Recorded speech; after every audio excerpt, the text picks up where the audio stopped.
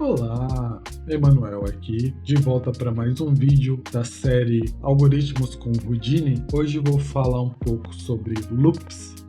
Essa parte de loops é bem uma continuação do que a gente viu das condicionais com os ifs. O loop nada mais é do que uma estrutura que repete uma instrução enquanto uma condição for verdadeira. Aqui é uma anotação em C, que a gente consegue utilizar essa mesma estrutura dentro do Houdini no Vex. Ele funciona da seguinte forma: a gente tem um for ali, que a gente está indicando que a gente está começando uma repetição. Temos primeiro a inicialização de uma variável aqui, então começamos inicializando o tipo inteiro i. Geralmente esse i é para representar o index do que a gente está trabalhando, i igual a 0. Enquanto i for menor que 5, e i quer dizer que eu estou fazendo uma incrementação de 1 a cada interação. Então isso quer dizer que eu comecei com o meu índice 0, e quando esse índice for menor que 5, ele vai estar rodando, e o que ele vai fazer vai printar o número do índice na tela. É basicamente isso que esse código faz. Com essa mesma estrutura, fazer algo bem similar no Houdini. Já no Houdini, a gente tem duas formas: por Vex, que é a estrutura que eu mostrei anteriormente ali, usando o for e para... E se eu não me engano, ele também tem além do for, ele tem um for each, que é outra forma de fazer o código. Mas nesse vídeo aqui eu vou focar naquela estrutura ali que eu já estou mais acostumado a trabalhar.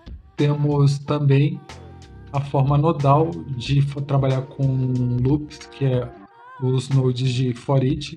Tem alguns tipos de for each dentro do Houdini.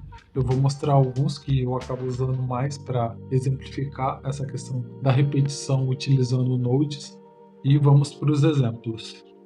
Então no Houdini vamos criar um geometry.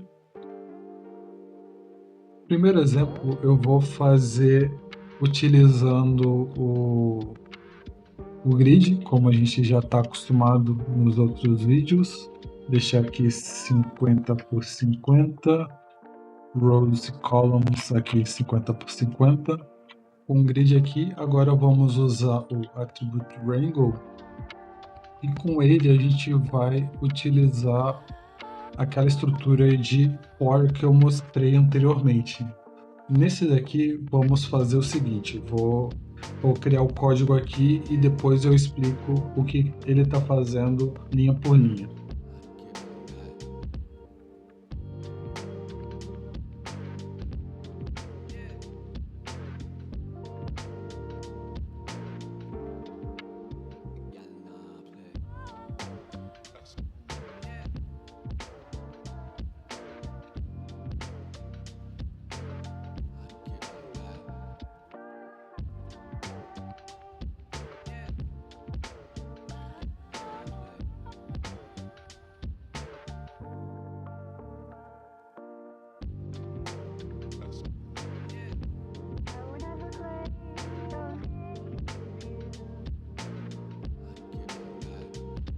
Código feito. Então, fazendo a explicação linha por linha, aqui a gente tem o nosso acumulador, que é o offset, inicializando ele em 0. Depois a gente tem a nossa estrutura de repetição aqui, a gente tem o índice começando em 0, e ele vai fazer a repetição 5 vezes aqui, com i menor que 5. Aí dentro de cada interação, a gente vai adicionando mais detalhes. Então, quanto mais repetição, mais detalhes. Se eu colocar aqui 20, por exemplo, a gente vai ter mais repetições aqui, mais acúmulo, e ele vai estar transformando a nossa malha aqui. Quanto menos, obviamente, menos detalhes aqui. E esses valores aqui, ele está aplicando a função seno aqui para gerar essas repetições aqui, e a gente está utilizando o próprio índice aqui para ajudar a aumentar a frequência dele aqui. Eu poderia só deixar, por exemplo, px direto aqui. Aí se eu mudar o valor aqui, a gente já tem outra situação acontecendo. Aqui a gente está aumentando a amplitude e ali a gente estava usando o próprio índice para aumentar a frequência aqui. Então aqui fora a gente já trabalha com amplitude. Se a gente não quiser uma amplitude muito alta, deixa um valor menor aqui. E trabalhar com a frequência, a gente pode, por exemplo, a cada interação ele vai aumentando a frequência. Então isso daqui pode colocar o próprio i, na verdade, eu coloquei colocar o i. Então a gente vai ter essa frequência sendo gradual. A gente pode fazer várias alternativas aqui. Aqui eu estou somando, posso multiplicar também aqui. No caso, é melhor fazer a multiplicação para ficar mais evidente as alterações aqui. Aí se a gente quiser mais detalhes, a gente no caso vai precisar de mais resolução de malha aqui. Então se eu aumentar aqui para 2, aí a gente vê mais esses detalhes aparecendo também. Vou colocar 5 aqui, a gente já aumenta a frequência aqui. Usando o loop dentro do Wrangle aqui, aí nos permite trabalhar matematicamente de uma forma mais direta aqui. E com todo esse acúmulo que a gente está adicionando no offset, a gente aplica toda esse cálculo acumulado no PY que faz essa alteração na nossa malha. Então isso daqui a gente consegue com cálculo matemático, e esse é o acúmulo que a gente faz, aplicar no nosso P.Y e alterar a altura aqui do grid, levando em consideração todos os cálculos feitos aqui. A gente está trabalhando sobre pontos, então isso daqui é um grande, além da gente estar fazendo isso via código, o próprio Node ele é um loop, ele está trabalhando em cima de cada ponto aqui. Então, para cada ponto ele aplica um valor diferente. E se a gente for aqui no spreadsheet, se eu marcar aqui, a gente vê que PY está zerado, e quando a gente cria o cálculo aqui e aplica no PY, a gente vê os valores do cálculo que a gente fez. Se eu alterar aqui, voltar aqui para 1 e aqui para 1, a gente vai ver os valores alterando. Agora eu vou duplicar aqui, vou apagar essa parte daqui, testar o for each. Esse for each ele é um loop que trabalha através de arrays. A gente depende de um array para esse código rodar. Então, como eu não estou criando nenhum array aqui, esse código aqui não vai fazer muito sentido agora. A gente vai falar em um próximo vídeo sobre arrays. A gente pode retomar sobre essa questão do for each dentro do Vex no próximo vídeo. Por enquanto, para nosso exemplo de hoje, a gente vai focar então nessa notação aqui do for, e depois eu vejo exemplos que façam sentido da gente utilizar dentro aqui do Houdini usando o for each. Agora eu vou fazer alguns exemplos usando o for loop nodal aqui, usando o for each. Começar com o for each number. Vou montar o setup e já eu retorno aqui explicando cada etapa aqui.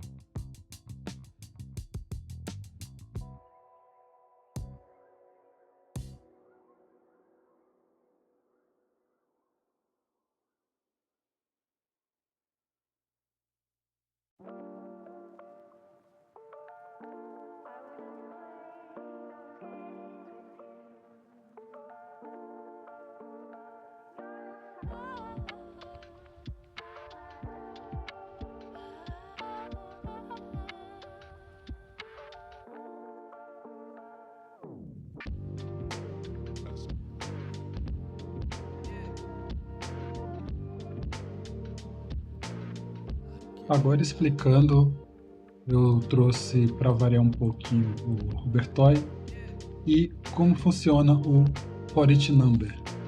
A gente tem a entrada que ele está usando fetch input. Esse fetch input quer dizer que a cada interação ele pega o que está vindo da entrada. Então, toda vez que eu faço alguma alteração, ele começa como se fosse do zero aqui. Então, se eu esconder aqui, parece que ele não fez nada, mas se eu olhar, habilitar aqui, a gente vai ver que tem muitos números sobrepostos. Se eu ver ele original aqui, agora se eu ver aqui, a gente vê vários números sobrepostos. Isso quer dizer que a gente está com vários Rubertoys aqui, no caso 10 interações, então 10 Rubertoys sobrepostos. E para fazer isso aqui funcionar, a gente precisa, como esse template já vem aqui, de um metadata. Esse metadata, que vem aqui separado, ele armazena as interações do nosso loop. Então, o que eu fiz aqui foi... Primeiro eu peguei isso aqui de baixo, eu trabalhei com a translação aqui. Eu coloquei essa expressão, que é detail, for each, eu escrevi aqui, achei o node do for each count 1, usei o atributo iteration, aqui no caso é a geometria, no caso 0, que é o que está entrando, e eu fiz a multiplicação aqui para definir a distância de como vai ser. Então isso quer dizer o quê? Que na interação 0 ele vai multiplicar por 2.5 e ele vai ficar na origem. Já na interação 1, multiplica por 2.5, ele vai dar 2.5. Na interação 2, vai ser, no caso, ele vai dar 5. Isso aqui vai acontecer, essa interação vai acontecendo novamente com a entrada aqui. Então, a cada nova entrada, a gente tem um Rubertoy sendo manipulado. E para... Isso aqui serve como uma espécie de scatter aqui, sem usar diretamente pontos aqui. A gente está povoando aqui a nossa cena com o nosso modelinho. E depois coloquei antes o de escala. E aqui eu fiz uma variação de escala. Eu fiz a mesma coisa do detail. Aí, para eu ter uma variação, eu coloquei um rand, que aqui é a função, o que sair daqui vai me retornar valores entre 0 e 1. E depois eu defini um fit, que eu tenho 0 e 1, e defini um novo mínimo de escala aqui, que é 0.5, e o máximo 1.5. E eu coloquei um mais esse número aqui para mudar o seed. Se eu não gostei da distribuição, eu posso colocar outro seed aqui e a gente vai ter uma variação aqui do nosso sistema. E esse é o for each utilizando o fetch input. Aqui o fetch input a gente já vai estar sempre repetindo o que está vindo na entrada e acumulando no final aqui. No final ele vai dar um merge ali e unir tudo no final. Eu só coloquei esse null aqui para organização. Agora eu vou fazer outro exemplo e já retorno com a explicação.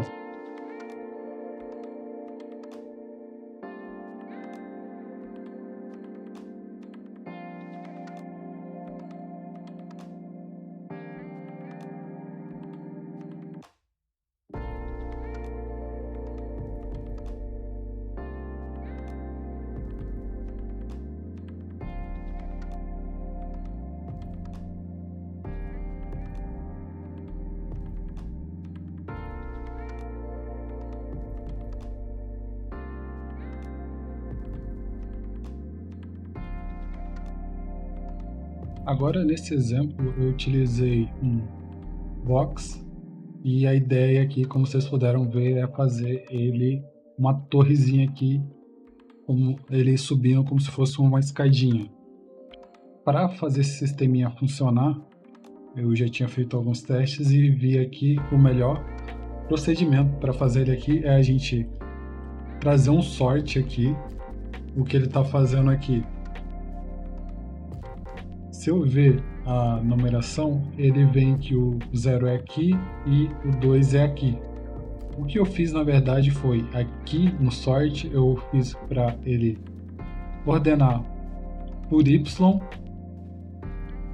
Então aqui ficaria 5, mas como eu vou estudar, eu vou gerar geometria, esse número sempre vai estar variando. Eu preciso que esse valor eu sempre saiba qual que eu vou estar trabalhando. Então eu dou um reverse, então eu sei que aqui sempre vai ser 0. Aí com isso eu criei o primeiro padrão aqui com 0, criando um insert. Eu vou só ler aqui. Eu dei um insert, depois o polyextrude. No insert eu selecionei aqui o grupo 0, que depois do sort eu sei que é o 0 que eu quero fazer um insert. E aqui eu também ativei o front group, que aí eu consigo trabalhar só com essa face. Aí isso aqui facilita a minha vida para criar a espessura aqui da nossa torre. E eu finalizo adicionando outro sort aqui em Y, também reverse, e a gente vê aqui vai estar em 0. Aí ativando o feedback aqui, agora ativando o for, a gente vai ver esse daqui já tem uma configuração diferente. Ele é fat feedback e aqui ele tem feedback each iteration. O que isso quer dizer? Diferente do fat input, que toda interação ele está trazendo a nossa entrada aqui para os cálculos aqui para manipulação do que a gente estiver fazendo aqui. O fat feedback é quando a gente entra uma vez com a geometria e só, e depois a gente vai reutilizar o que sair daqui, ele utiliza de novo na entrada. Então isso daqui ele vai a cada interação reutilizando a própria geometria, e a gente com isso ganha agilidade na nossa modelagem. Se a gente quiser fazer torres gigantes aqui de uma maneira fácil e também sem precisar ficar encadeando vários extrude aqui para fazer a mesma coisa. Então, e ali a gente tem o controle de decidir o tamanho dessa torre que a gente está trabalhando. Agora eu vou fazer um último exemplo com o For Each Connected Pieces e já eu volto explicando o que eu fiz.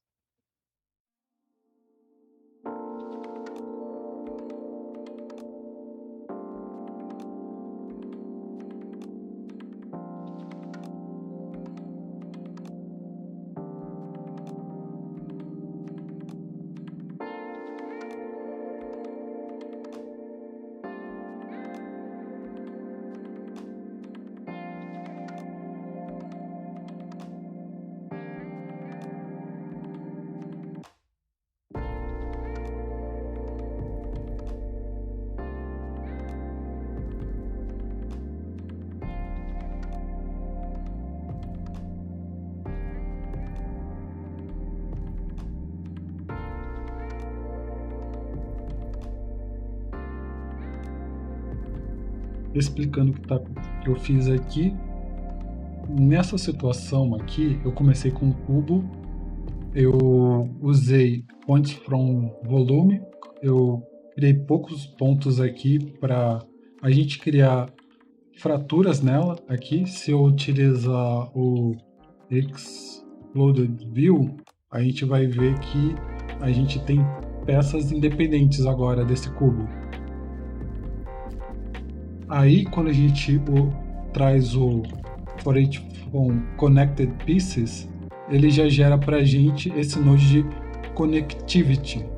Basicamente, ele gera uma classe para toda a primitiva que está conectada entre si. E ele joga isso em um grupo. Se eu vim aqui no Geometry Spreadsheet e for em primitivas, a gente tem um class e cada dessas primitivas recebe um valor. Então, todas as primitivas que têm um valor 0 é uma peça dos nossos cubos ali que foram fragmentados. E com isso, com esse template aqui, a gente já tem setado aqui, ele trabalha o método extração de peças ou pontos, e aqui embaixo a mesma coisa, vai peças ou pontos, e aqui ele já vem com uma fórmula aqui que ele já puxa. Se a gente alterar esse atributo aqui, o nome desse atributo, ele já atualiza automaticamente para a gente,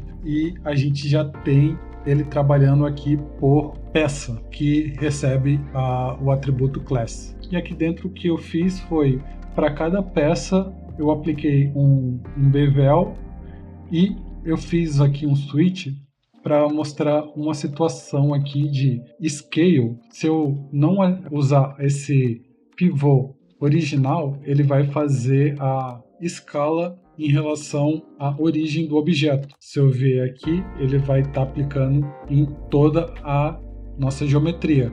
Já nessa outra situação, eu estou aplicando essa expressão $, C é X maiúsculo, C é Y maiúsculo e C é Z maiúsculo, que isso aqui a gente está puxando o centroide para o centro do objeto que a gente está transformando aqui. Então, dessa forma, a gente está fazendo ele escalar individual de cada objeto. E com isso eu mostrei 3 alternativas aqui de fazer o for loops aqui de forma nodal.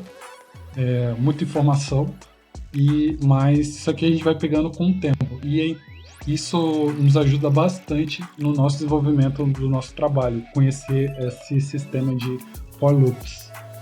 E trazendo um resumo, o looping em Vex é uma forma, ele tem uma visão um pouco mais matemática ali, de programação, e para alguns pode ser um pouco confuso, mas ele ajuda bastante para situações específicas de construção. Se você quiser se aprofundar, conhecer mais fórmulas e funções matemáticas e funções que tem dentro do Houdini, pode ajudar no andamento de um processo ali de modelagem procedural ou sistema procedural que você esteja trabalhando.